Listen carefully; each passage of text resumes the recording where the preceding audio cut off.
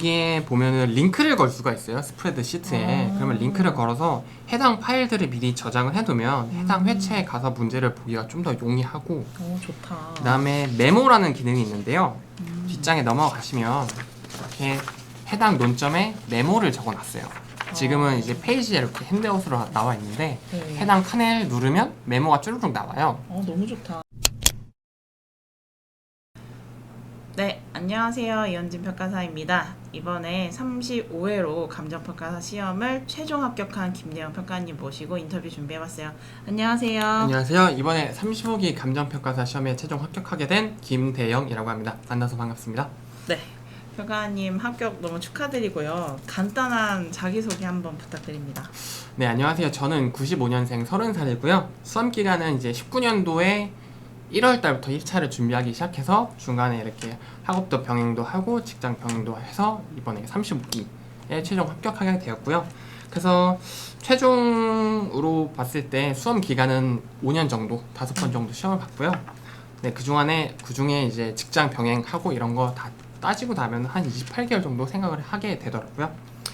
그래서 제가 생각하기에 저는 이제 수험 기간이 이렇게 초기, 중기, 후기로 나눠서 생각을 하는데, 초기에는 과외를 병행하면서 19년도 말부터 20년도에 진행을 했고요. 중기에는 전업으로 21년도부터 23년도 34회까지 시험을 받고, 후기에 이제 작년에 시험을 보고 나서 취업을 한 후 직장 병행하면서 올해 시험에 최종 합격하게 되었습니다. 네, 결국은 전업한 기간은 한 1, 2년밖에 안 되고 중간에 학업이랑 과외를 이제 직접 알바 뛰면서 병행도 하셨다가 그 다음에 마지막에 올해 합격할 때는 직장 병행을 하셨다는 게 참 특이한 케이스였던 것 같습니다. 자, 그러면 이제 우리 감정평가사 시험을 어떻게 알았는지, 그 다음에 수험을 시작 준비하게 된 계기도 좀 궁금한데요. 제가 맨 처음에 원래는 고등학교 3년 내내 수학과를 지망을 했었어요. 그래서 수학이라는 학문에 되게 희열을 많이 느끼고 좋아했었는데, 대학교에 실제로 와서 보니까 수학이라는 학문이 굉장히 형이상학적이고 추상적인 내용을 다루다 보니까 머리가 조금 아프더라고요. 그래서 그러면 조금 더 실물적인 자산을 다루는 학문은 없을까? 라고 생각을 해서 도시공학이라는 학과를 복수 전공하게 되었고, 도시공학과를 복수 전공하면서 군대를 가게 되었는데, 이제 군대 가서 학과랑 관련된 자격증이 뭐가 있을까 생각을 하다 보니까 공인중개사를 알게 되었어요. 그래서 공인중개사 시험을 준비를 하면서 최종 합격을 했고, 중개사를 따고 나니까 이제 사람이 좀 더 좋은 자격증은 뭐가 있을까, 그래서 알고 보니까 감정평가사라는 직업이 제일 좋은 자격증이다, 부동산 관련해서 제일 좋은 자격증이다 라고 해서 준비를 하게 되었습니다. 그러면 그래도 이제 도시공학이라는 좀 관련된 전공을 하셨고, 그 다음에 중개사도 준비해 보셨고, 요렇게 지금 약간 베이스가 그래도 없진 않았다고 할 수 네, 있겠네요. 그쵸. 그래서 조금은 있었던 것 같네요. 그럼 이제 총 공부 기간은 다시 한번 설명해 주실래요? 초반에 맨 처음에 시작했었던 게 19년도에 1월 달부터 3월 달에 1차 시험이 있었거든요. 그때 이게 설마 되겠어? 2달 동안 해도 되겠어? 라는 생각에 좀 막연하게 시작을 했는데 딱 붙어버린 거예요. 근데 그거는 제 생각이 없었거든요, 계획에. 네. 근데 이제 1년 동안의 공란이 생겼죠. 지금은 학교를 다니면서 좀 마무리 시즌 즈음에 감정평가사 준비를 시작을 해야겠다 생각을 했는데, 제 학업 계획과는 조금 틀어진 경우인 거죠. 그래서 1년을 감정평가사 공부는 쉬고 그 다음 해부터 다시 시작을 하게 되었던 거죠. 그래서 2개월 먼저 시작을 했고, 2년차 때는 3개월 준비를 했습니다. 그리고 3년차 때는 7개월, 4년차 때 7개월, 그 다음에 작년부터는 9개월 준비를 했던 것 같아요. 그러면 하루 공부 시간은 어떻게 되시나요? 아까 이제 초기, 중기, 후기 이렇게 말씀을 드렸는데요. 초기에는 아무래도 과외 병행을 했다고 하지만 과외라는 시간에 그렇게 많은 시간을 투자하진 않았어서 하루에 10시간 정도는 했던 것 같아요, 순공부로. 그리고 중기에는 아무래도 전업으로 공부를 했는데 그때도 10시간은 진행을 했습니다. 그리고 작년에 직장 병행을 하면서 후기가 되었었는데, 아무래도 직장을 다니다 보면은 9시부터 6시까지는 일을 해야 되잖아요. 그래서 4시간 반 정도 진행을 했습니다. 그럼 올해 합격할 때는 하루에 순공이 한 4시간 반 정도 하면서 직장 병행하시면서 시험을 잘 보신 거네요. 네, 그렇죠. 오늘 좋은 운 좋게 붙었습니다. 그럼 공부 장소는 어디서 하셨나요? 처음에 초기에는 이제 집, 카페 이렇게 왔다 갔다 하면서 했는데 이제 학업을 좀 제대로 해야겠다 전업으로 하게 되면서 조용한 분위기에 있는 동네 근처에 있는 도서관에서 공부를 했고요. 그 다음에 작년에는 이제 도서관이 없는 집에 제가 자취방을 잡았어요. 회사 근처에 있는 곳으로 자취방을 잡았는데 그러다 보니까 도서관은 갈 수 없고 카페에도 이제 문을 10시쯤에 다 닫다 보니까 아무래도 자취방에서 공부하게 되었습니다. 자, 그러면 이제 좀 독특한 케이스긴 한데 그 시기별 공부 방법도 좀 궁금합니다. 시기별로는 이제 초창기에는 아무래도 제가 실무가 제일 어렵다, 제일 꽈락률이 높은 시험이다 라고 얘기를 많이 하셔서 실무 문제를 많이 풀었는데요. 이게 개념 공부가 정립되지 않은 상황에서 실무 문제를 풀다 보니까 조금 많이 오래 걸렸어요. 그래서 맨 처음에는 시점 추정치 하나 맞추는데도 3시간, 2시간 이렇게 걸린 적도 있었고 왜 목차를 이렇게 가져갔지? 좀 분석하는 시간들이 되게 많았습니다. 그래서 실무를 좀 많이 풀었는데 실무를 풀다 보니까 이게 이론적인 베이스가 분명히 필요한 학문이구나, 시리법이 나눠져 있는 게 아니구나 라는 생각을 했었고 그래서 이론 공부도 같이 병행을 했는데요. 그때는 감칙 위주로 밖에 공부를 못했어요. 뭐 실무 기준을 외워야 된다거나 이런 시간적인 압박도 있었고 그리고 법규는 아무래도 행정법 위주로만 공부를 했었습니다. 근데 또 초시 때 행정법 위주로 또 시험이 나와서 법규는 또 점수가 또 잘 나왔던 것 같아요. 초시 때부터. 네. 자, 그러면 이제 기출 문제 활용 팁 이런 것도 한번 말씀해 주실 수 있나요? 기출 문제는 이제 제가 실무 기출을 풀고 나서 실무 기출이라고 해봤자 사실 크게 4문제 정도가 나오잖아요. 그래서 관련된 논점들을 같이 다 문제를 다 풀어야겠다 생각을 해서 모든 문제집을 쫙 펼쳐놓고 이 문제는 왜 답안지를 이렇게 썼지? 이 문제는 답안지를 왜 이렇게 썼지? 계속 분석하면서 문제를 많이 풀었습니다. 그래서 많이 푼 날은 하루에 한 300점도 풀었던 것 같고요. 적게 푼 날은 한 200점 이렇게도 풀었던 것 같아요. 자, 그 다음에 저희 스터디를 그래도 좀 오래 다니셨는데, 그죠? 네. 스터디 활용 팁, GS 활용 팁 궁금합니다. GS 활용 팁은 제가 조금 독특한 케이스긴 한데 이제 스프레드 시트를 활용을 했어요. 이렇게. 그래서 오케이. 맨 처음에는 이게 학원에서 이렇게 논점을 정리해서 주실까? 안 주실 거라고 생각을 해서 만들어 보았는데요. 여기에다가 제가 실무, 이론, 법규 각각 나눠서 제가 점수들을 쭉 적어요. 해당 문제에서 받은 점수들을 쭉 적어서 꽈락 나온 부분들, 특히 꽈락 나온 부분들은 아무리 이게 상대 평가고 채점 팀장님들께서 뭐 좀 주관성이 반영된다고 하더라도 점수를 다 적어서 꽈락된 부분은 빨간색으로 색칠하는 거예요. 지금 불법 증축 담보, 네, 그런 식으로. 사실 이런 식으로 되어 있네요. 네. 그렇죠. 여기 초록색으로 바뀐 것도 사실은 꽈락된 빨간색들이었어요. 그런데 네, 이거 근데 이제 수정을 수정하고 해서 보완을 하고 공부를 하면서 초록색으로 바꿔가는 과정이었던 거죠. 근데 실무만 빨간색이 있고 법규는 없네요, 다행히도. 법규도 여기 지금 초록 색깔은 원래 다 빨간색이었습니다. 그런데 네, 그런데 이제 이거를 이제 수정하고 하면서 보완을 해서 초록색으로 복귀하고 바꿨다. 그래서 이주 대책, 손실보상 요건, 네. 그 다음에 저희 시험에 나왔던 개공, 정정 이런 것들도 있네요. 개별 네. 공시가 정정제도. 네. 아주 훌륭합니다. 요런 스타일은 제가 또 처음 봤거든요. 굉장히 좋을 것 같아요. 혹시 제이신가요? MBTI? 좀 P인데 공부할 때만 좀 이렇게 공부할 때만 성향이 제이인가? 나오는 것 같습니다. 굉장히 꼼꼼하네요. 이거는 저도 지금 놀랐어요. 그래서 요거는 제 네이버 카페에 한번 올려주실 수 있나요? 네. 자료로? 그럼요. 네, 요거는 카페로 한번 올려보겠습니다. 그리고 굉장히 좋은 더 방법이에요. 그리고 더 나아가서 네. 여기에 보면은 링크를 걸 수가 있어요. 스프레드 시트에. 그러면 링크를 걸어서 해당 파일들을 미리 저장을 해두면 해당 회차에 가서 문제를 보기가 좀 더 용이하고, 좋다. 그 다음에 메모라는 기능이 있는데요. 뒷장에 넘어가시면 이렇게 해당 논점에 메모를 적어놨어요. 지금은 이제 페이지에 이렇게 핸드아웃으로 나와 있는데 네. 해당 칸을 누르면 메모가 쭈르륵 나와요. 그러면 이제 목차를 정리를 해서 왜 내가 이 문제에는 꽈락이 나왔지? 왜 내가 이 개념을 몰랐던 건 뭐지? 이렇게 보면서 스프레드 시트 정리를 하면 이제 핸드폰에 연동이 되니까 패드로 보기도 좋고 핸드폰으로 지하철 왔다 갔다 하면서 보기에도 좋고 약간 조금 이렇게 기능적으로 활용을 했던 것 같습니다. 또 올해 마지막은 직장을 다니면서 하셨으니까 왔다 갔다 짜투리 시간에 보기에 굉장히 좋았을 것 같다는 네, 생각이 맞습니다. 드네요. 네, 지하철 다니면서 아니면 토요일에 학원 GS 오면서 되게 용이하게 썼던 것 같아요. 그러면 이렇게 스터디를 열심히 따라오셨는데 기수별 준비 내용도 궁금합니다. 1기, 1기, 2기, 3기, 4기 이렇게 기준으로 알려주세요. 일단 연기는 제가 사실 해본 적이 없어요.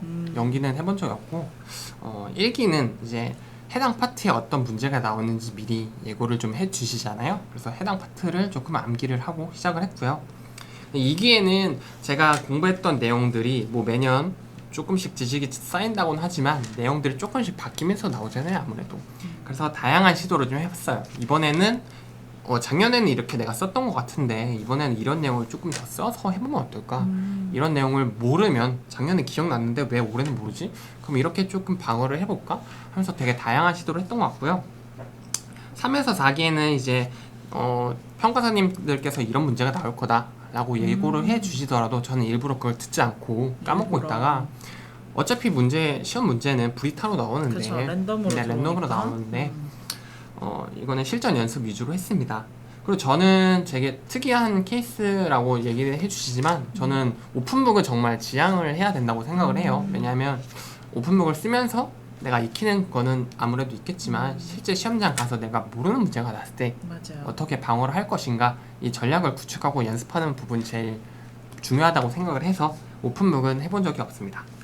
굉장히 정말 성실하게 잘 따라오셨네요. 그럼 스터디 끝나고는 어떤 방법으로 하셨나요?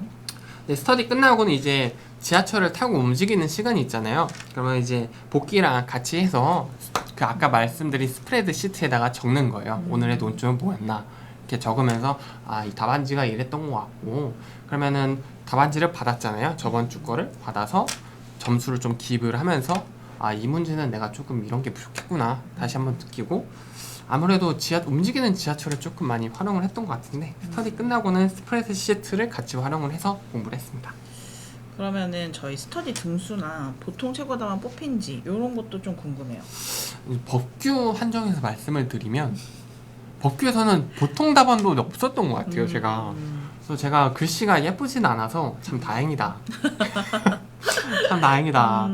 그랬는데 이제 실무는 그래도 작년 같은 경우에는 제가 좀 전업으로 했잖아요. 그쵸. 그래서 감이 좀 있어서 3기쯤부터 1차 시험이 끝난 3기쯤부터 GS에 다시 들어왔는데 그때는 운 좋게 한 2번, 3번 중에 한 번씩은 최고 답안 했었던 것 같습니다.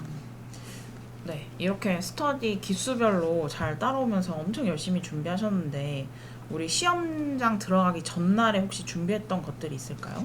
시험 전날에는 제가 다음 날에 어떻게 학원에 가야 되지? 아니 어떻게 시험장에 가야 되지? 를 계속 리마인드를 했어요. 뭘 먹어야 되지? 아침에는 어떻게 해야지? 뭐 흡연 같은 경우에는 언제 펴야 되지? 약간 이런 흡연. 것들을 네. 지금은 담배를 끊었는데 끊으셨어요? 네. 잘하셨어요. 아무래도 그때는 좀 심리적인 압박 때문에 스트레스 때문에. 네. 그래서 뭐 점심 밥을 먹으면서 어떤 생각을 할 것인지 좀 리마인드를 했는데요. 사실 제일 중요한 거는 제가 말씀드리고 싶은 건 2가지예요. 일단 첫 번째로는 펜과 계산기. 계산기. 네. 그리고 시계, 타임워치, 배터리 관리가 제일 중요한 것 같습니다. 그래서 저는 FX 9860 시리즈 하나랑 이제 한 350개 일반적인 공학용 계산기 하나를 가져갔어요. 그래서 2가지를 가져가서 혹시나 FX 9860이 안 되면 일반 공학용 계산기 써야겠다 생각을 해서 2개를 가져갔고요. 펜 같은 경우에도 한 3, 4자루 정도는 챙겨갔습니다. 그리고 2번째로 제가 말씀드리고 싶은 거는 시험장에 한번 꼭 가보셨으면 좋겠어요. 생동차 분들도. 그쵸? 네, 그쵸. 전주에 한번 가서 내가 이 시험장에서 시험을 보게 되는구나를 먼저 알게 되는 것과 모르게 되는 게 정말 천지 차이더라고요. 그렇군요. 전 네. 이 정도까지 하진 않았는데 꿀팁이네요. 그래서 전주까지도 시험장에 갔지만 그대로 이제 귀가하지 마시고 뭐 근처에 도서관이나 카페나 이런 데 있으면은 가서 뭐 생 과목 다 풀로 작성해 보시고 이제 시험장 분위기와 텐션을 계속 유지하시기를 바라겠습니다. 자, 그럼 시험장에서 제일 어려웠던 과목은 뭐였나요? 아무래도 초창기에는 실무였어요. 그래서 시험장 에피소드랑 같이 말씀을 드리면 실무를 풀면서 맨 처음에 저도 한숨이 나오는 거예요.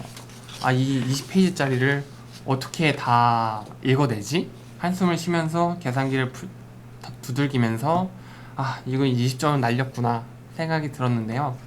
한 2년 차부터는 바이브가 바뀌었는지 좀 분위기를 읽게 되더라고요. 시험장의 분위기를 읽으면서 실무 문제를 풀 때 주변 사람들의 한숨 소리를 오히려 듣게 되더라고요. 그래서 아, 이게 문제가 나만 어려운 게 아니구나 맞습니다. 위안 삼으면서 맞습니다. 아, 이게 조금 어차피 숫자를 다 틀려도 어느 정도 점수는 줄 테니 너무 하나하나 연연하지 말자 이렇게 마인드 관리를 할 수 있었고요.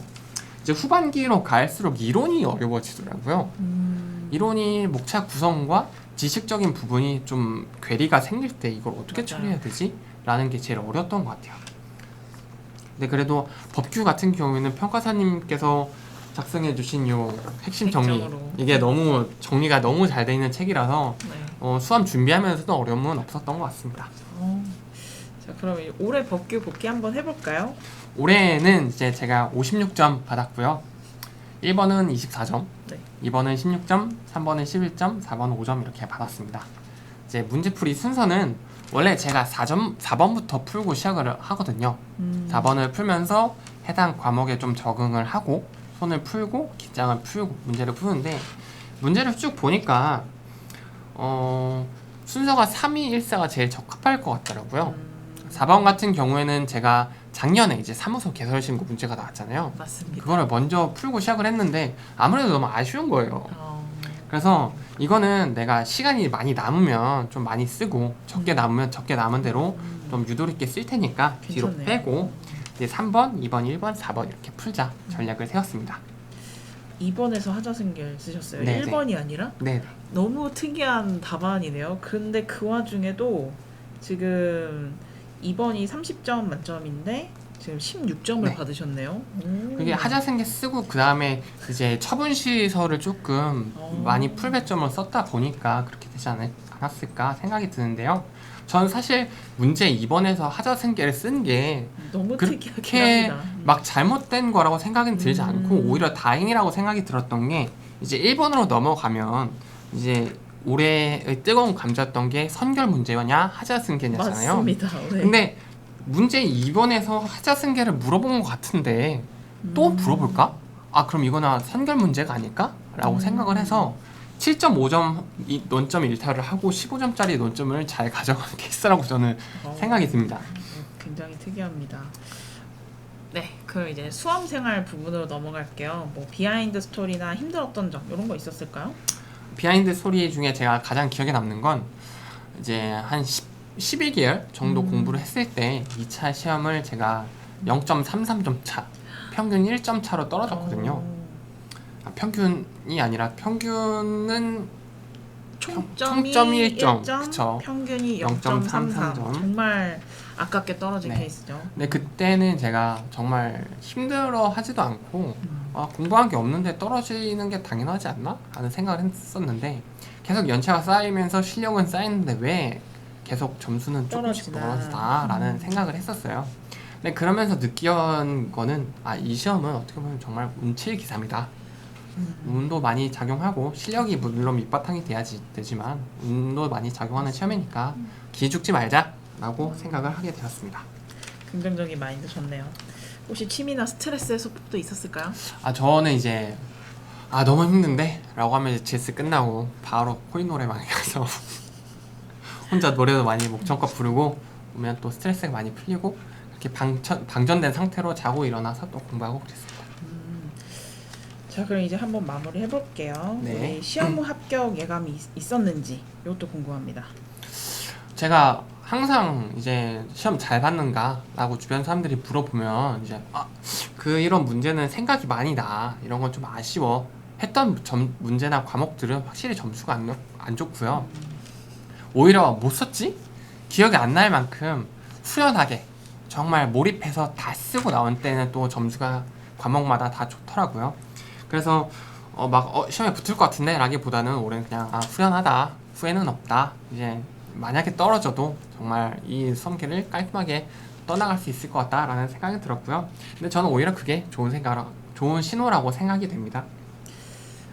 그리고 이제 마지막 한마디 부탁드립니다. 수험생 여러분들께서도 정말 공부 많이 하시느라 힘드시잖아요. 근데 이 시험은 어떻게 보면 내가 정말 못나서 혹은 내가 실력이 부족해서 떨어지는 시험이라기보다는 내 실력은 충분한데 아직은 때가 되지 않았구나 라고 생각을 하시면서 조금 더 좀 더 힘내셔서 마지막까지 정진하시면 또 좋은 결과 있을 거라고 저는 생각이 들고요. 다시 한번 말씀드리지만 이 시험은 운칠 기상인 것 같습니다. 그래서 저도 여기에서 5번 시험을 보면서 많이 소갈이도 했는데 지금은 또 웃으면서 인터뷰를 할 수 있잖아요. 저 같은 케이스도 많이 생길 수 있으니까 여러분들께서도 너무 힘들어하지 마시고 끝까지 공부 열심히 하셨으면 좋겠습니다. 네, 좋은 말씀 감사합니다. 인터뷰 여기서 마치겠습니다. 감사합니다. 감사합니다.